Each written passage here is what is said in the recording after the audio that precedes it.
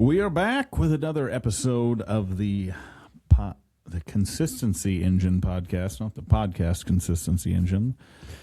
So, welcome back. My name's Dane Patton, and with me, as always, is Chase Collier. How are you doing today, Chase? Doing great. So, today's episode, I want to talk about ownership. Extreme ownership. Yes, and saying no more to excuses, and I think that's something that we both have learned in our brief lives as we've had here on this earth. Is I know plenty of times in my life I made a lot of excuses for myself and for where I was at my life, where I was at my business and my family and all of that kind of stuff. And it came to a point, about 4 or 5 years, 5 years ago now, that I had to stop making excuses for myself and start becoming brutally honest with who I was. And ever since that point, like, my life has completely changed. Do you have that kind of story inside your life, or when did you decide to start taking complete ownership of things? That is a very good question. Trying to think and pinpoint if there was a time or something that it clicked. I would say that I've always kind of taken my actions as a high priority to me. Like, yes, there's excuses for things as life happens, but I would say, like, when I started in the personal development journey is when I was like, it's nobody else's fault but my own. Like, for me, it wasn't as much excuses as passing the blame, which I know is an excuse. But if I want to do this, if I want to grow, I can't point fingers and blame somebody else for me not growing. That was probably the realization that I made, is that nobody else is going to do it for me. No one owes me anything but myself. Yeah, and that's one thing I think is so powerful with my story and taking ownership of my life, is because, I put myself in this position. I had to look around, and I was like, I'm overweight because of all of the actions that I took to get me this place, and there wasn't going to be somebody that was going to come in and eat the healthy food for me. There wasn't going to be somebody that was going to come in and walk the miles. There wasn't going to be somebody to come lift the weights or do any of that kind of stuff. I had to understand that if I was going to get myself out of this, then I had to go do the work. And this was before, the get lean quick with a pill or lose or the shots and the GLP-1s and all that kind of stuff that's going on. Because, when I lost 100 pounds or over 100 pounds, that was a fairly rare thing, but it happens quite often now. People will lose 100 pounds because they're getting the GLP-1 shots. But I think there's something so much more powerful in doing it the way that I did it. And I think that in losing weight and saying no to things, and not necessarily like completely restricting, but saying yes to the right things and saying no to the wrong things. And lots of people that have gone through a weight loss transformation and they didn't do it the way that I did it, the old fashioned way of actually, watching what you eat and working out. They don't build this mindset that I've been able to build because of that. That's one of the things I wanted to touch on, is whether it is losing weight, or bodybuilders take gear, or people in business that, I don't want to say business coaches cheating, but like doing stuff that is being handed to you or is a catalyst for something doesn't necessarily change your habits and actions. It's easy to take a pill. It's easy to have someone, and just for example, like if someone wrote you $1 million check and said, hey, go run this business, and you haven't ran a business before, you don't know the actions. You don't have the things in place to do it right. So when you take those things away, you don't have the right habits in place. Now there is a way to put them all together and utilize it with the right habits. That way, when you stop, all the results don't go away. But for somebody like you who didn't take any of those things, just makes your story so much more powerful because you had to do it. Yeah, and I'm not saying this because I'm against that kind of stuff or anything like that. I'm just, I think they're out there and they're helping people, and that's, quite frankly, that's great. If we can get more people to lose weight, however they can do it, fantastic. But I also think that if that shot can be an excuse. I didn't want to go do the hard work of losing the weight, so where could I find a weight loss hack or a cheat to take, get rid of the weight? And I think that can be a mindset thing that sometimes people are in. They feel like they're in this hole and they have to do that because they have no other options. But I've seen so much inspirational things that are online in the news media and stuff like that from people that have done the hard work and have changed their lives. And it's no coincidence that most of the people that run really super successful businesses are fit individuals.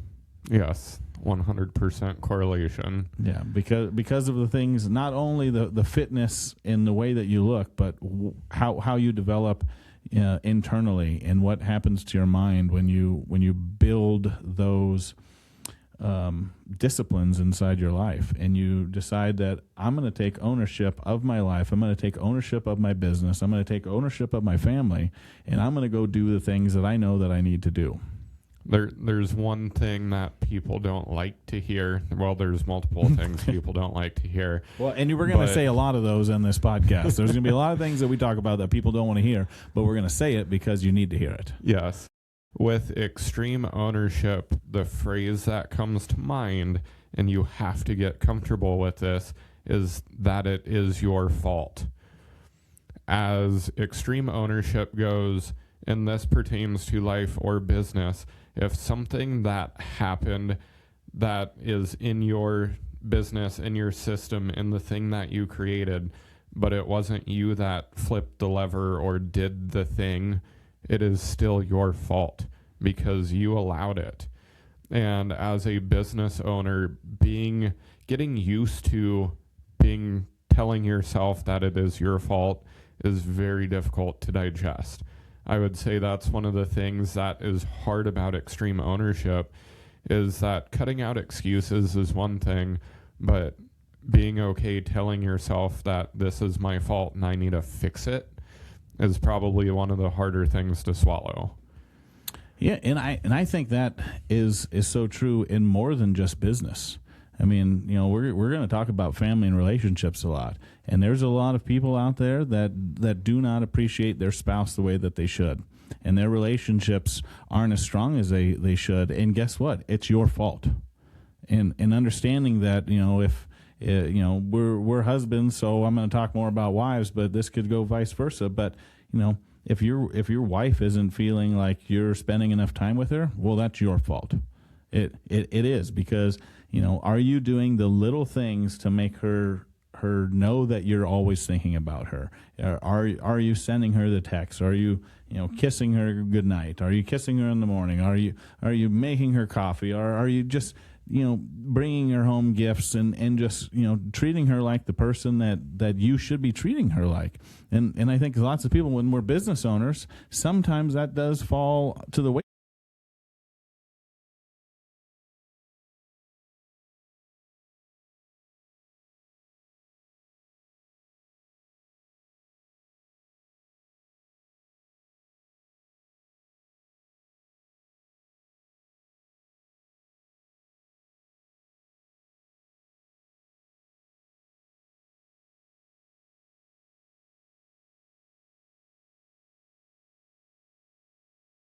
I try to observe and just gather as much information, and I hear these things, and it's like, well, this is your fault.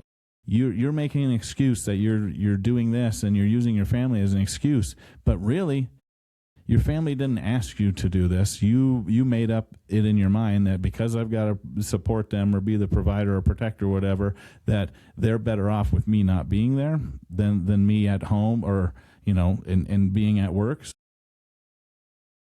And I know that people we talk about the work-life balance and stuff like that. And it's having communication. Yes. Communicating with your spouse about, okay, there might be some times, and I communicate with my wife and my kids about this all the time. Is okay? They know what my vision is, and they are a part of it.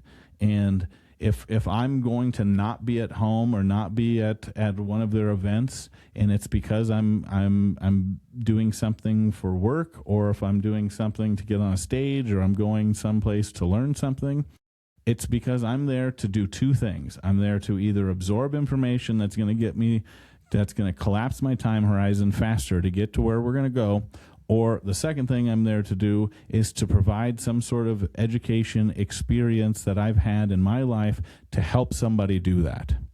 Like, those are the two things. If I'm going to miss time for my family, that's the reason it's for. So we have this clear communication on why Dad's gone or why I'm missing time with my wife. And it's not just because I need this extra time or I need to go hang out with the fellas or do whatever, whatever those excuses that we make for our life. It's intentional. And I take ownership of my life, and I take ownership of what the vision is, and that's why it's so important. So we can talk about family, we can talk about fitness. On that piece of it, I just want to state having extreme ownership for communication, whether it is your spouse, your kids, your parents, business partners. Like, have extreme ownership of your communication in general. Because how many of us have had those conversations? And I know I've had them with business partners in the past. I've had them with my wife of, hey, I didn't know this was happening, or I didn't know we decided to do this, or X, Y, Z. Well, it wasn't properly communicated. It's my fault. Like, take that extreme ownership in your communication style and just make sure that you are doing all of your due diligence and having those conversations.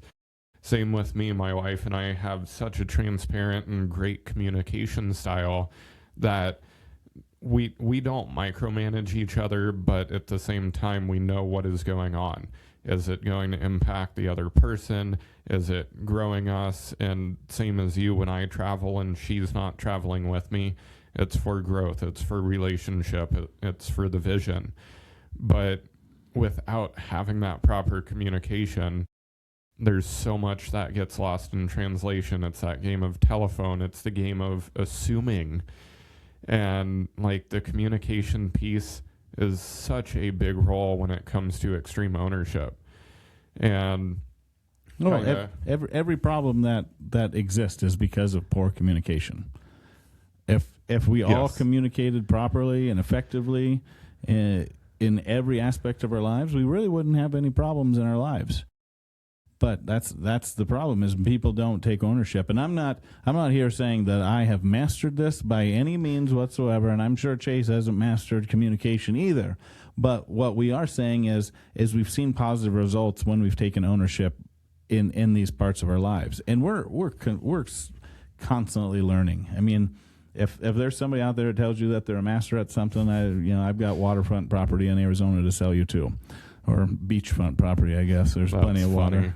But it's so true. Like, nobody's a master at any of this stuff. We're all working, but the best way to learn something is to teach somebody the same thing that you're trying to learn, and that's one of the things that we're trying to do in these episodes. With the extreme communication piece, ownership of communication, I'll kind of leave it at this piece for the business side, is how many of us have either been the business or received business from somebody that didn't end up getting what we thought we were going to get because the communication was lacking. And whether you're on the receiving or giving end of that is your fault.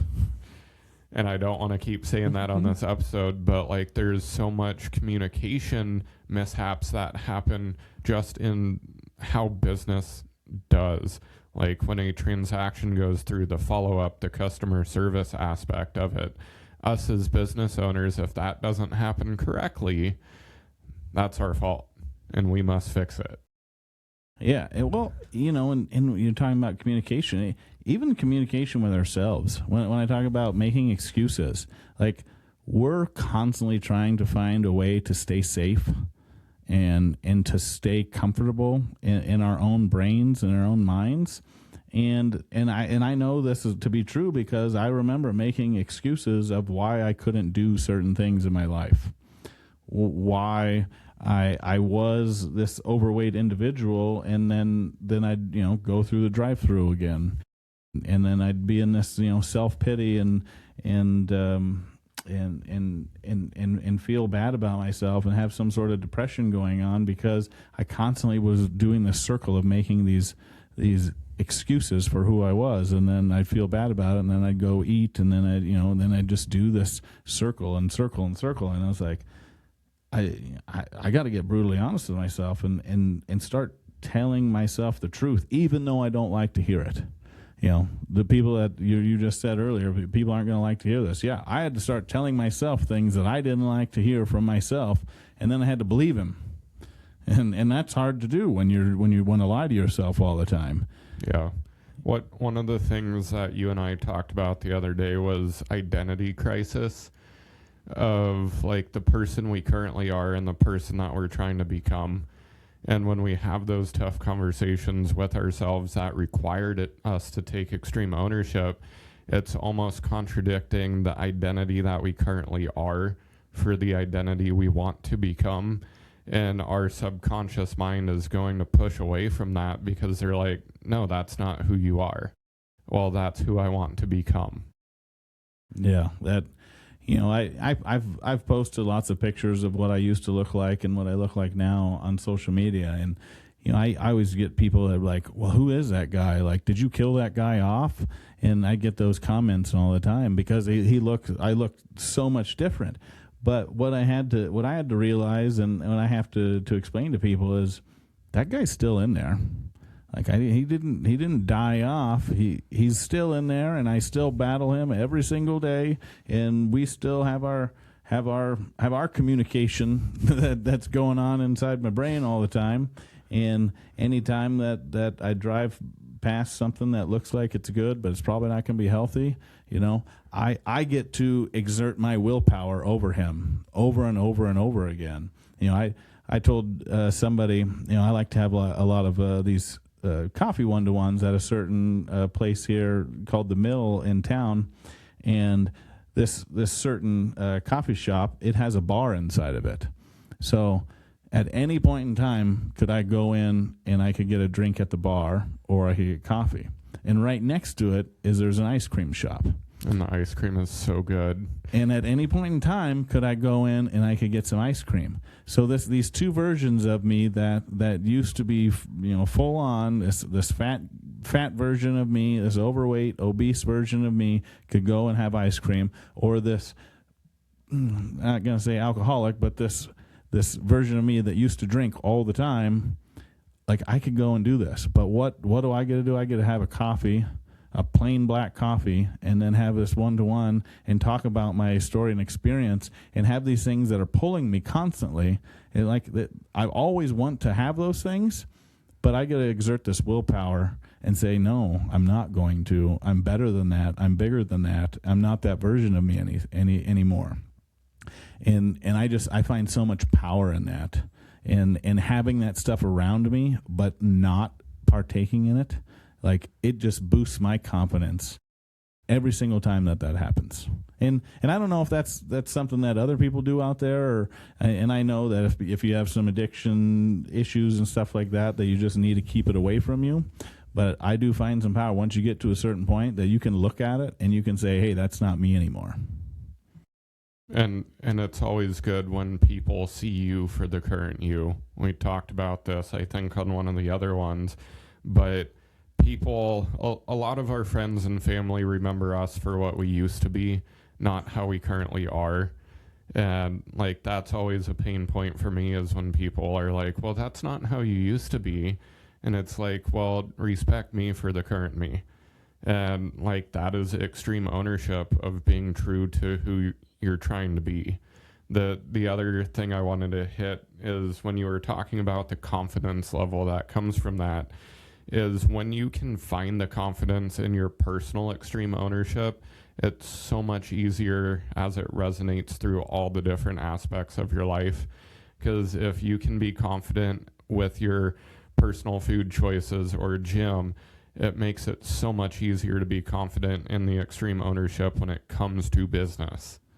Yeah. I mean, if you can prove to yourself that you can be a healthy, better version of yourself, then it translates in your business, tenfold. Like you show up differently, and yeah, then you start wanting to do the hard things in your business first. I've proven to myself I do the hard things in my personal life. Well, then when I get to my business, I'm like, well, give me the hardest thing first. Let me take care of that, because then the rest of this is a cakewalk. And I do love cake. Yeah, extreme ownership is something that is just it's very hard to come down to the core level of it, because we want to be a people pleaser. We want to do things without friction is probably the best way to put it. And when it comes to extreme ownership, it requires difficult conversations. It requires difficult decisions to make. But when you can have your foundation of core values and be having extreme ownership based off of those, you are doing what you said you're going to set out to do, and you're basing it off of why you started. Yeah. There is a book out there called Extreme Ownership by Jocko. If you haven't read it, and this sounds like something that you need in your life, I highly recommend picking up a copy, reading it, getting the Audible, listening to it. It's such a great book, and he's a great speaker. He's a great writer. Lots of good information in that one. It is a fantastic book, and if you're not a reader, get the audiobook. Yeah. I liked. I love talking about habit stacking. We're going to we'll have a habit stack conversation episode at some point in time. But listening to an Audible while you're working out or while you're driving, that's one of the things. Like, you're just putting that good information in there. You're taking ownership of your time.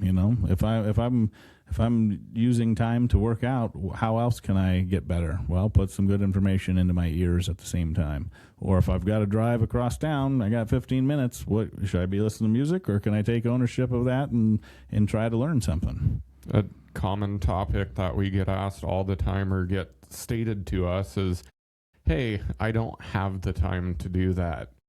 Whether it's reading, going to the gym, working on a piece of your business, take the ownership and find the time. Yeah, take the ownership of your calendar. Yes, because nobody else is going to find the time for you. It is your responsibility in all different aspects of life for you to find the time to do the things to make you grow. Yeah, and I was thinking about this just the other night when we were talking to business owners, and we were bringing up frustrations that different business owners have, and a lot of them keep bringing up the same thing.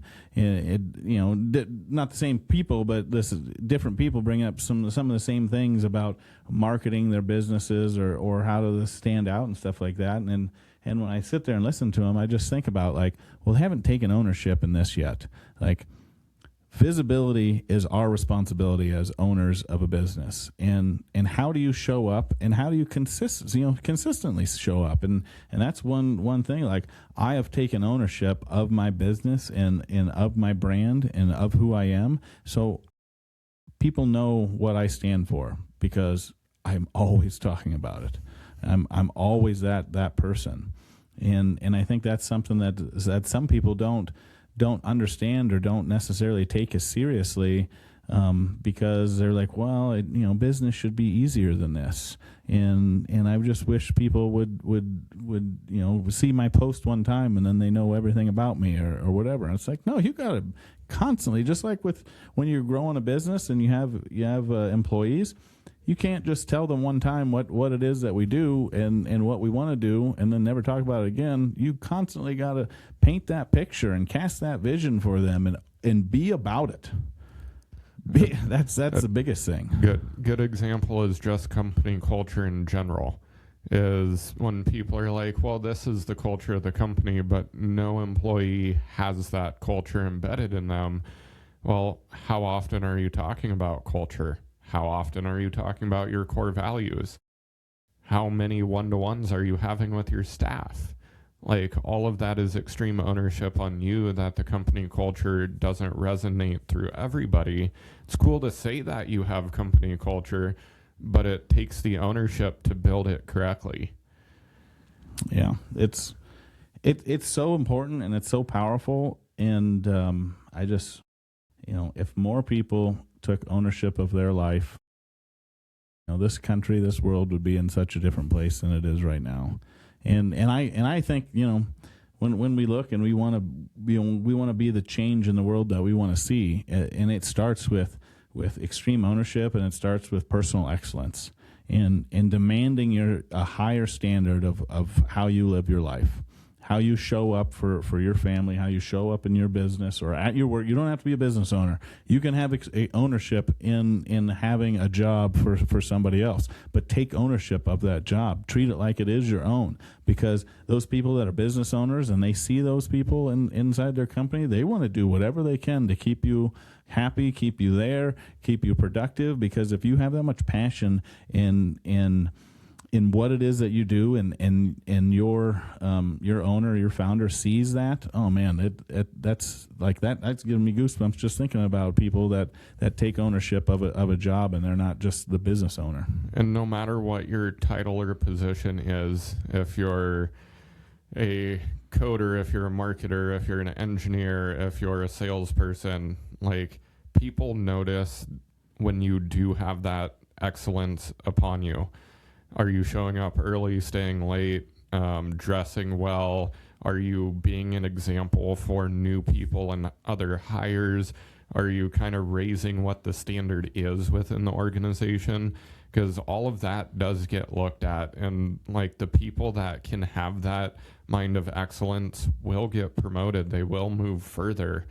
And it's perfectly fine if your vision isn't to own a business, but as long as you have that mind of excellence, you're gonna keep continuing to grow and progress.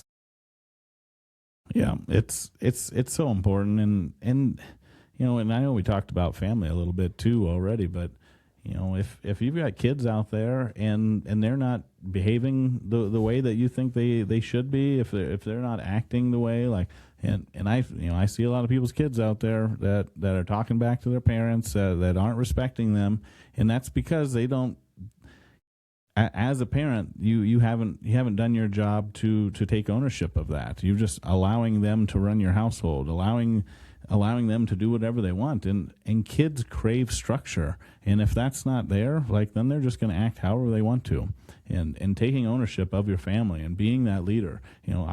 We're both men, and I think it's so important to be that provider and that protector and that leader inside your household, because if you raise that standard and we start raising our children with higher standards, like, everything around us is going to get better. We talk so much about business and building better business owners to build better communities. Well, it starts at home too. So building better families and raising the standard of what's currently going on. And I look at the general public all the time, and it's just like, man, we've never had a greater need for leaders than ever before, for people to stand up and to share their values and to speak what's right and what's good and honest.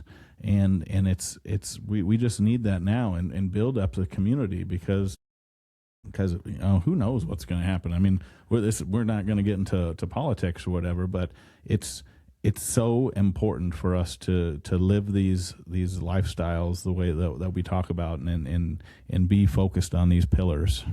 One of the things that you hit on when talking about kids that came to mind is boundaries. And talking about ownership, and boundaries together are two things that also kind of go hand in hand.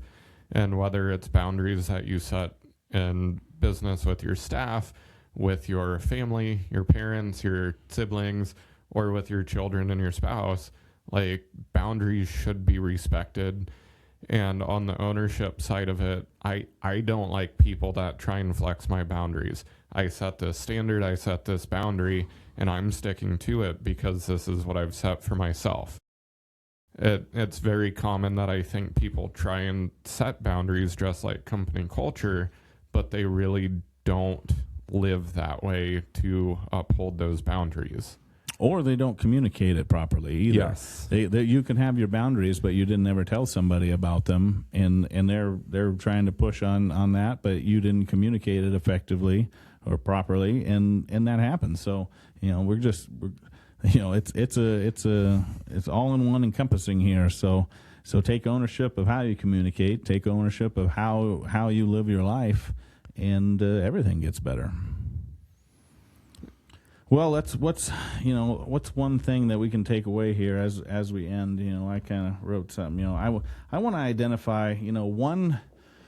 identify one excuse that you're living, or maybe that you're protecting inside your life right now, and identify that, and then let's work on it. Let's get brutally honest with ourselves about these excuses that we make, and it can be a big excuse. It could be a small one. I try to say let's pick on the small things first. Let's start changing these little small things, because the more small things that you change, the greater confidence that you get in yourself, and then you can make real big, everlasting changes. So, with excuses, it means you're avoiding it. And if you're avoiding it, you're just postponing the growth that you could be having. So stop trying to avoid the tough conversations, whether it is with somebody else or within yourself. Yeah, for sure. So look in your business, look in your family life, look in your health. Find something that you're making an excuse for right now, and then really be focused on for the next week of trying to get that changed. So any last words, Chase? Not that I can think of, other than thank you everyone for tuning in for another awesome episode. This is the Consistency Engine Podcast with Dane Patton and Chase Collier. All right, thank you.